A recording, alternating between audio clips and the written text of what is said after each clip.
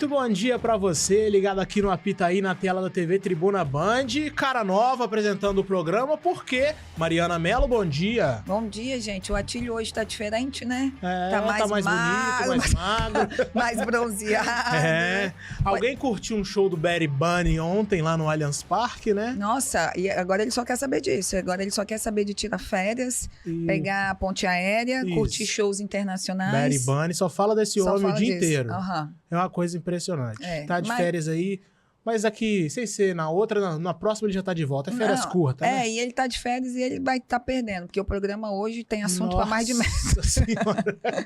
Vai ser uma loucura. Muitos assuntos polêmicos ao longo dessa semana. Resultados decepcionantes para alguns times, né? Caso do Flamengo, né, Mari? Nossa. Que jogou a Recopa Sul-Americana e o primeiro jogo contra o Lanús na quinta-feira, perdeu por 1-0. Que poderia ter sido por 3-0. O Lanús tem que fazer 3 gols para valer 1. E uma atuação decepcionante do Flamengo, dominado completamente. O que você achou do jogo? Então, e acha que tem condições de reverter na volta? Condições a gente sempre acredita que tem, né? Alguém estará lá no Maracanã, né? Condições a gente sempre acredita que tem, porque afinal de contas a gente está falando, né, do Flamengo jogando dentro do Maracanã, atual campeão da Libertadores, campeão brasileiro, e tem um timaço. Só que, gente, se jogar igual jogou o primeiro jogo, esquece. O time ainda não saiu de 2025, parece, né? Não, vai ter um novo, como dizem, Maracanãs. Isso. Quando os uruguaios, argentinos, os sul-americanos, né, invadem aqui o nosso Maracanã. Porque, assim, o jogo foi péssimo. Eu vi muita gente falando sobre as escolhas do Felipe Luiz. Sim. Mas eu não acho que só as escolhas ou as más escolhas dele pesaram para o resultado, né? Alguns jogadores do Flamengo parece que realmente não voltaram ainda, né? Estão completamente fora de forma. Eu não sei se é só fora de forma, eu não sei se, tipo assim, já ganhei tudo, não preciso ganhar isso. Ser. Eu só sei que tá tudo errado. Tá? E as pessoas estão pegando no pé de alguns, porque o Paquetá não vale isso tudo, tal. Mas o Paquetá chegou no momento que o Flamengo não tá fazendo nada. Aí como é que ele também vai conseguir fazer alguma coisa? Então eu acho que é uma problemática muito grande. Felipe Luiz está com a corda no pescoço, né? Provavelmente vai ter um time reserva aí contra o Madureira domingo, né? Pelo Carioca. Se não ganhar esse título, pressão total, né? Pressão total. Já basta ter perdido a Supercopa do Brasil para o Corinthians, né? Então, perder aí a Recopa, não sei não. Você falou aí sobre as escolhas do Felipe Luiz, né? Tinha muita gente pedindo o Everton Araújo no meio de campo. Que é o único que jogou bem naquele jogo. Tá jogando bem, né? E é uma reserva, né? Ele tirou o Pedro e optou por jogar sem um atacante, né? Num claro jogo de muito físico.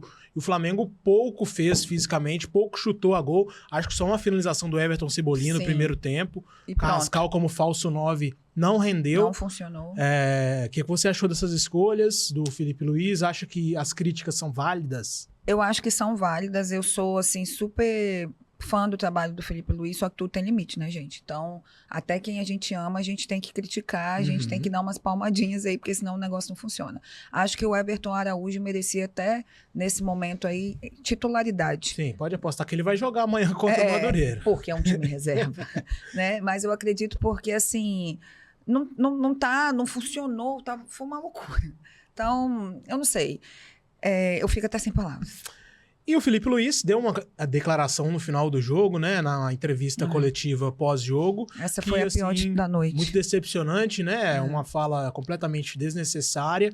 Me pareceu que foi mais pro exterior, tipo, para num futuro como técnico, né? Para não fechar as portas como técnico na Europa, na Argentina, enfim. Ele deu uma declaração falando que, para quem não viu, o caso de racismo que sofreu o Vini Júnior mais uma vez no meio da semana com o jogador argentino foi um caso isolado, né? E quem acompanha futebol minimamente sabe. Quem não acompanha futebol e vê páginas de fofoca, vê que o Vini Júnior sofre racismo recorrentemente nos jogos lá, seja de torcida, agora de jogador, enfim. Muito, muito triste, lamentável, lastimável, e uma declaração como essa não caiu bem. Não, foi péssima. E sem contar que a gente tem duas situações aí. O Vini Júnior, que sofre racismo desde o momento que ele pisou o pé na Europa, e os argentinos, que são 100% preconceituosos. São preconceituosos, né? Então, e a fala do Felipe Luiz dizendo que sempre foi muito bem tratado, aquilo ali foi uma sabonetada. Ele perdeu a oportunidade de mudar né, muita coisa que a gente vem falando de racismo no futebol. Ele, como um grande líder, como técnico de um dos maiores clubes do mundo, maior clube do Brasil, ele poderia ali ter se posicionado, ainda mais falando de um ex-jogador do Flamengo, né, que tem toda uma simbolia, um histórico aí. Sim. Então, eu achei que foi péssimo, era melhor ter ficado calado, ter optado por não ter respondido, porque ali ele perdeu a oportunidade de se posicionar e de ajudar a combater o racismo. Concordo muito bem, Mariana Mello. Outras coisas que decepcionaram foram as atuações dos times brasileiros na Libertadores, né? Botafogo e Bahia, assim como o Flamengo, perderam fora de casa por 1-0. E agora, no meio da próxima semana, o Botafogo joga na quarta às 9h30 e o Bahia na quarta às 19h.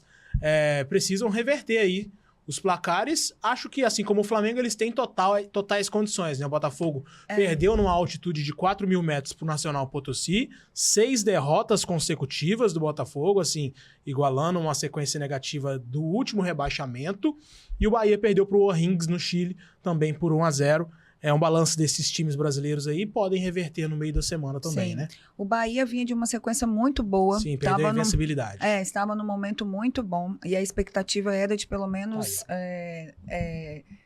ter voltado com um empatezinho, né? Segurar o resultado lá para ter um pouquinho mais de autonomia na Fonte Nova, né? Só que deu ruim, né? O mesmo placar para os dois. O Botafogo...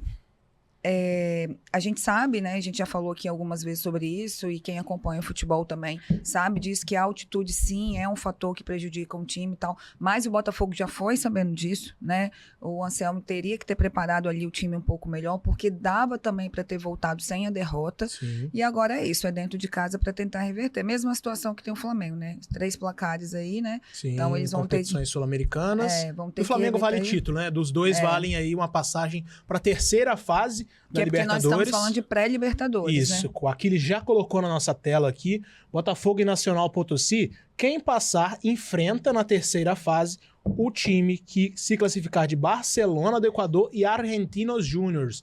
Mais difícil do que o Nacional Potosí, eu acho, né, em termos de futebol. O Botafogo do Equador é um time que vem recorrentemente aí na Libertadores, e o Argentinos Júniors bem tradicional na Argentina.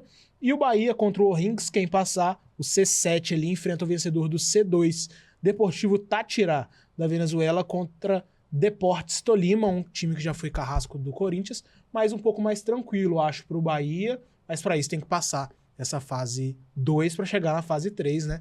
Fica a nossa torcida aí para os times brasileiros. Essa fase de pré-Libertadores, né, 1, 2, 3, ela é bem disputada, né? Sim. Porque aí quem for avançando vai estar lá no seleto grupo de Libertadores na fase de grupos, exato. né? Então, quem passar aí, os times classificados aí entram no grupo, no pote 4, isso, né, que é o último time a ser sorteado nos grupos, e aí enfrenta só pedreira, né, na fase de grupos, mas pelo menos está participando. E aí tá para valer, né? Exatamente. Falando sobre Campeonato Brasileiro agora, Mari, porque já temos retorno no meio dessa semana, né? No meio da semana passada tivemos um jogo adiado aí, Atlético Paranaense e Corinthians. Isso. O Timão não jogou bem, mas venceu por 1-0, subiu na tabela. E no meio da próxima semana já retornamos com os jogos da quarta rodada, ó. Na quarta-feira teremos Bragantino e Furacão, Remo e Internacional, Cruzeiro e Corinthians, reedição da semifinal da Copa do Brasil do ano passado, Palmeiras e Fluminense, Grêmio e Atlético Paranaense.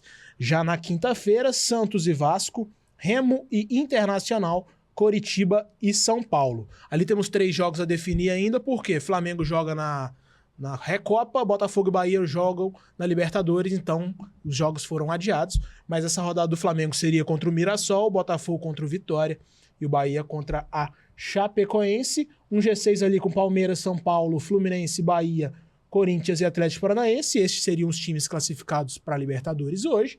E no Z4, Vasco, Santos, Inter e Cruzeiro. É uma rodada interessante aí, com bons jogos, né, Mari? No meio da semana, Cruzeiro e Corinthians, Palmeiras e Fluminense, Santos e Vasco.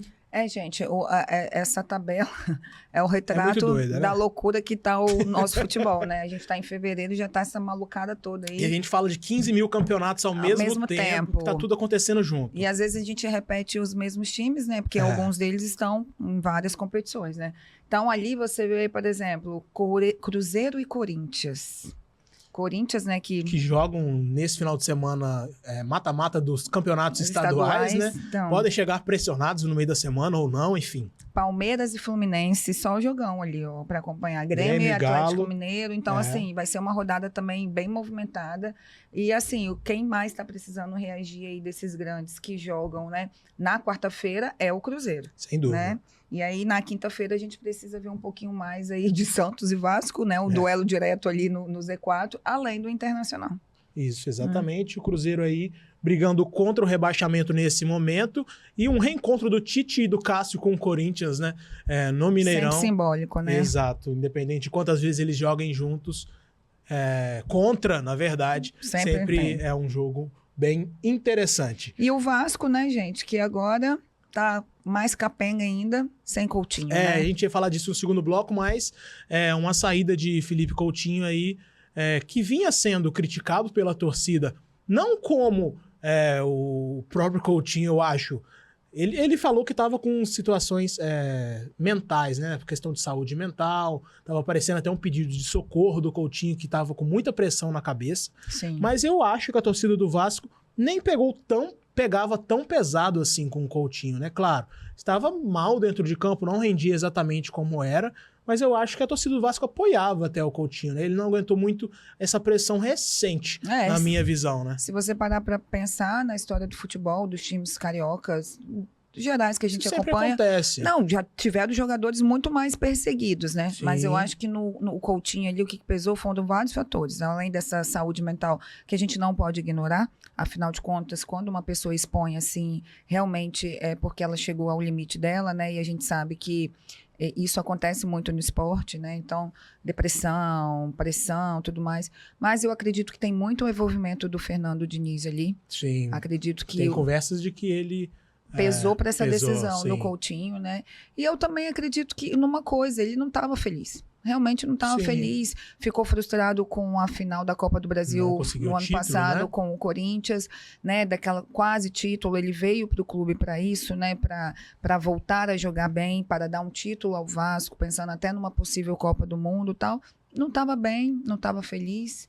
E eu acho que é até mais digno quando você reconhece e tira seu boné e vai embora dessa forma. Exato. Do que às vezes acontecer, até como aconteceu aquela vez com o Gabigol no Flamengo mesmo, né? Que não estava satisfeito com diretoria, não estava satisfeito com o técnico, aí empurrava com a barriga, aí criam-se polêmicas. Então, pelo menos o Coutinho, né, foi humilde, pediu para sair. Sim. Pode Quem não sabe ter... novos ares sejam bons para a cabeça do Coutinho. Vamos ver o que ele vai definir do futuro, né? Pode não ter exposto todos os motivos na mesa, mas eu acredito que ali há também uma sinceridade. Sim, boa sorte para o Coutinho. E você fique aí que daqui a pouco a gente volta. O intervalo é bem rapidinho para falar muito de Cariocão, Campeonato Mineiro, Capixabão, Copa do Brasil. E tem assunto demais.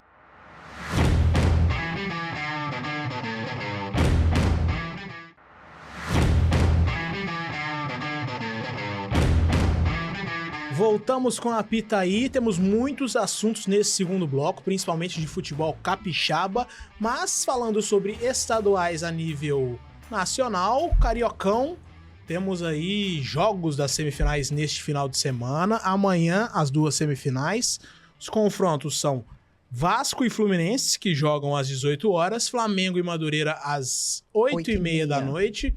Sua expectativa para esses jogos, Mário? São muitos campeonatos ao mesmo tempo, né? Agora Cariocão. Muita loucura, gente, como a gente falou. Então, fala-se muito em Flamengo, mas o grande jogo dessa semifinal é Vasco e Fluminense, Sim. né? Um dos grandes vai ficar para trás. São 2 jogos, né? Então, é o jogo de ida, ainda tem o jogo de volta, mas...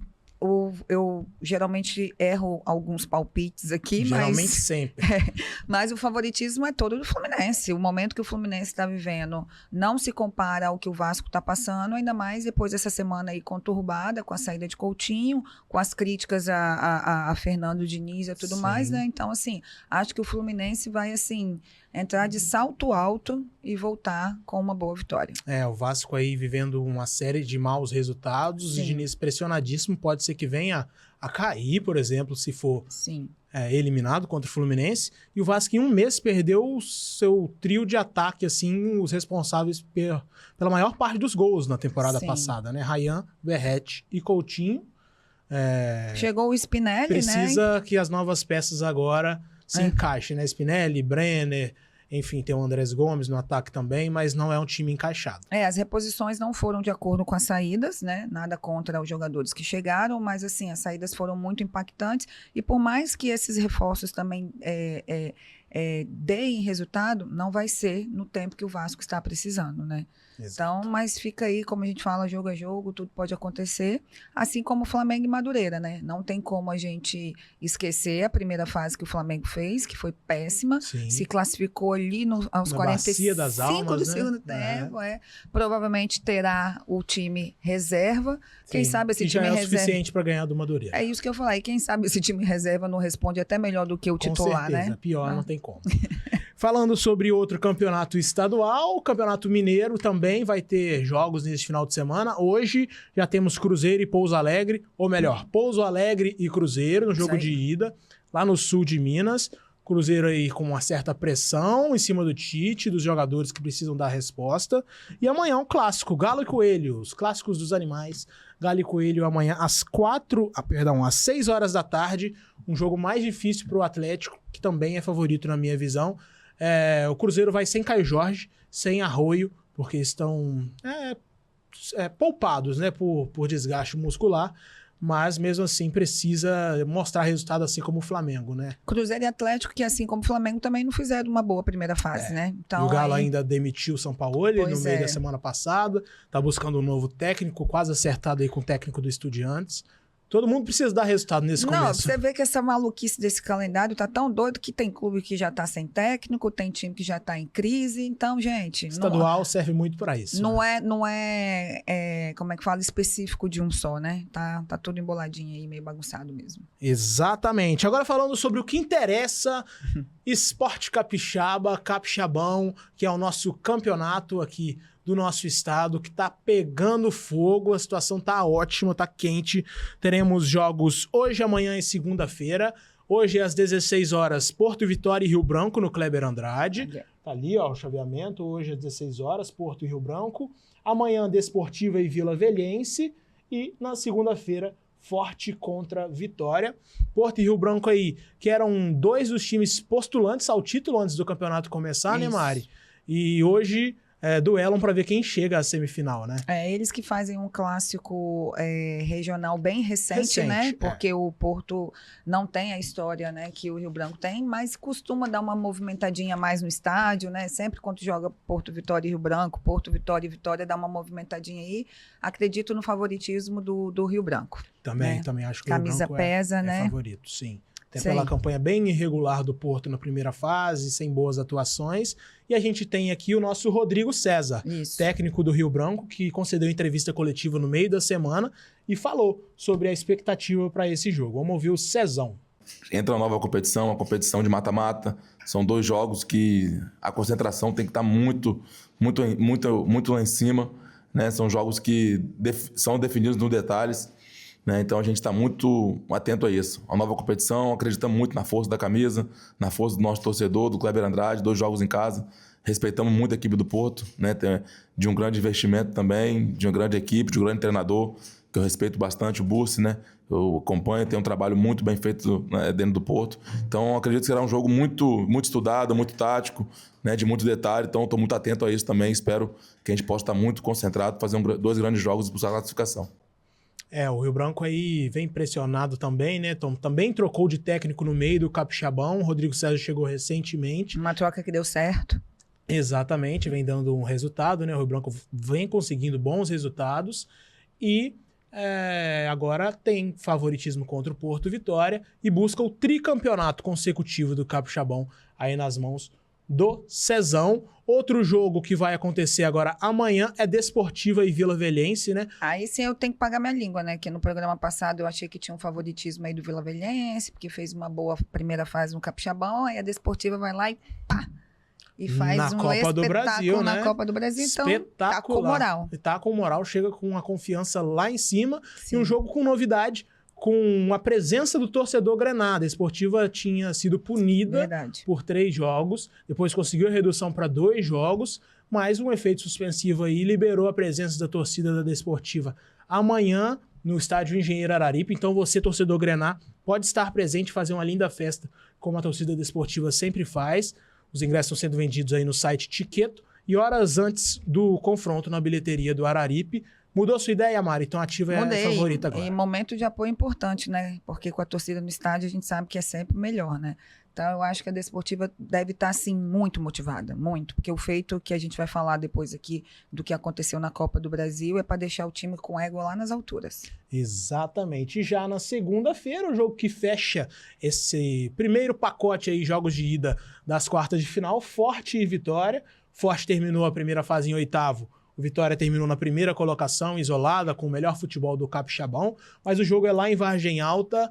Mesmo assim, Vitória é favorito, na sua opinião? Ah, sim, é favorito, vai dar bom. Vitória fez um ótimo primeira fase, né? Terminou, como você disse, líder isolado. Então, assim, voltando a falar que a motivação faz as coisas acontecerem, né? E ainda vai fazer o segundo jogo no Salvador Costa. Imagina a festa que vai ser nesse jogo de volta, né? Exatamente. Vamos escutar aí personagens do Alvianil. O ótimo Rafael Soriano, técnico do Vitória, vai falar aí sobre a expectativa para o jogo e a preparação. A gente tem se preparado, né? Aproveitado o período agora, desde o fim da primeira fase, né? Para que a gente pudesse recuperar todo mundo, equilibrar as cargas, né, de treinamento, para que a gente possa chegar ao mais 100% possível preparado. A gente sabe da dificuldade de enfrentar o Forte, né? Uma equipe que, junto de nós, por exemplo, tem a melhor defesa da competição, nos impôs dificuldade lá no jogo, né? Conseguimos um empate fora de casa. São 180 minutos agora e a gente sabe que precisa se preparar bem, como a gente tem feito, para que a gente possa fazer 2 grandes jogos aí para alcançar nosso objetivo, que é estar na semifinal. Tá aí o Soriano, agora vamos ouvir o meu xará, Victor Gualberto, autor do gol da vitória contra o Serra na última rodada da primeira fase. Fala aí, Gualberto. As expectativas são as melhores, nosso time vem trabalhando forte aí nesse período que tem para trabalhar. Fizemos uma grande primeira fase, o elenco todo, quando foi solicitado, rendeu de acordo. E com certeza agora será um outro campeonato, né? Mas estamos se preparando da melhor forma. Eu creio que a gente vem bem fisicamente, tivemos mais que uma semana cheia, né? Para poder trabalhar em cima dessa quarta de final. E vamos fazer uma boa viagem e um bom jogo, se Deus quiser. Maravilha, tá aí 2 personagens do Vitória confiantes para a classificação, Mari. E tem que estar confiantes mesmo, né? Pelo que a gente falou anteriormente, e a gente até falou no primeiro bloco que o Flamengo parece que está morto lá, os jogadores todos desmotivados, aí desmotivação daquilo, derrota. Motivação vai dar vitória. Excelente trocadilho da nossa Mari Melo. Gente, tô falando sério. É isso aí. E por fim, mas não menos importante, aliás, muito importante, a classificação da Desportiva na Copa do Brasil. Uma histórica classificação, pela primeira vez na história. A Desportiva avançou para a segunda fase da Copa do Brasil. Sim. Né? Chegou aí a segunda fase eliminando o Sampaio Corrêa lá no Rio de Janeiro. Foi um jogo emocionante, foi para os pênaltis. E nossa torcida... terça-feira de carnaval, hein, gente? No meio da folia, tá? E fizemos uma cobertura aí linda da classificação da Ativa, né, Mari? Mostra o nosso jornal aí na contracapa. Matéria de Vitor Fonte, jornal A Tribuna. Um belo repórter, Vitor Fonte. Capa, e com destaque na capa do jornal também. Exatamente. Muito importante, porque o time capixaba brilhou a nível nacional, foi destaque, né, em vários programas nacionais, e é claro que aqui no Jornal A Tribuna, no Tribuna Online, na Rede Tribuna inteira, não seria diferente, né? Exatamente, e pela primeira vez na história teremos 3 times capixabas na segunda fase da Copa do Brasil também, enquanto a Desportiva enfrenta o Sport aqui no Engenheiro Araripe. O Rio Branco recebe o Atlético de Minas Gerais, o meu Atlético, aqui no Kleber Andrade, e o Porto vai lá para a Ressacada jogar contra o Avaí em Santa Catarina. Tomara que os 3 times consigam a classificação, né? Os jogos estão marcados para sem ser essa semana agora, na outra, quarta e quinta-feira. É muito legal, né? Os times capixabas a nível nacional. Aí ia ser mais histórico ainda, né? Poxa, imagina. Seria extremamente bacana.